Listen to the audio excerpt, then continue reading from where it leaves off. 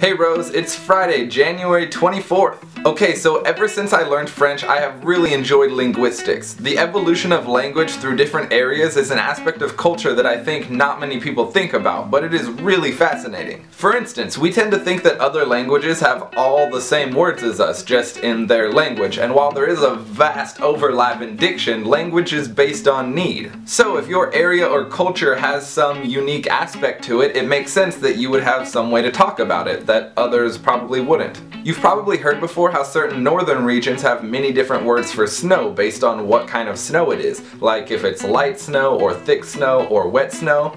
Meanwhile, we just have the word snow. Or do we? What happens when snow on the roads gets driven over? That's right, it becomes slush. We all know the word slush, but if you tried to tell someone from Uganda that we had a word for frozen rain that falls to the ground, lands in the road, gets driven over by cars and mixes with dirty water, they would probably think that was a little weird. Well, other languages have those too, so now I'm going to tell you 14 words that the English language should have. First, tartle is a Scottish word meaning the act of hesitating while introducing someone because you've forgotten their name. I can definitely relate to that. I forget everyone's name. Qualacino is Italian for the wet mark left on the table from the condensation of your cold glass. Wet mark. In Indonesian, jayus is when someone tells a joke so bad or so poorly that you still end up laughing. Cafunye in Brazilian Portuguese is the act of tenderly running your fingers through somebody's hair. That is a sexy word. I'm gonna have to remember that one. Dépaysement is a French word that describes the feeling of not being in your own country. I don't know how we don't have a version of the German word Schadenfreude, which describes the pleasure you get from seeing someone else's misfortunes.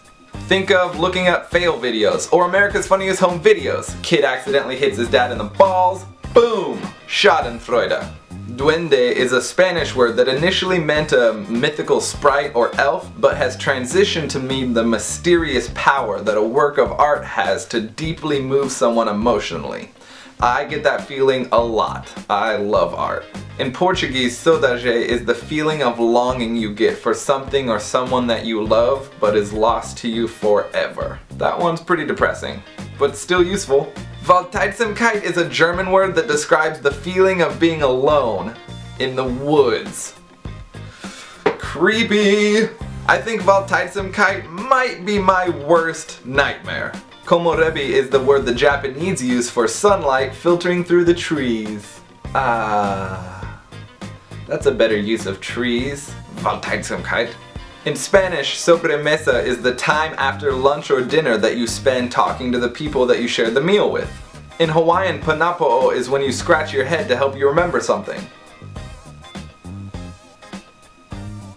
Mengata is a Swedish word that describes when the moon casts a reflection on the water at nighttime that looks like a road of light coming towards you across the water. That one is pretty descriptive. Pretend my head is the moon and this is the water. And finally, my personal favorite, itsuorpok, is an Inuit word that describes the feeling of anticipation you have when someone is coming over to your house that leads you to keep checking outside to see if they are here yet. Rose knows I do this all the time. If you're ever coming over to my house, chances are I'm hanging out in the front room waiting for you. Nerd! I hope you all enjoyed this lesson on international diction. I think we should adopt some of these words because they're all pretty awesome. Hopefully this video gave you the feeling of duende. Now I'm gonna go watch some YouTube videos and get my Schadenfreude on. Rose, we will see you on Monday.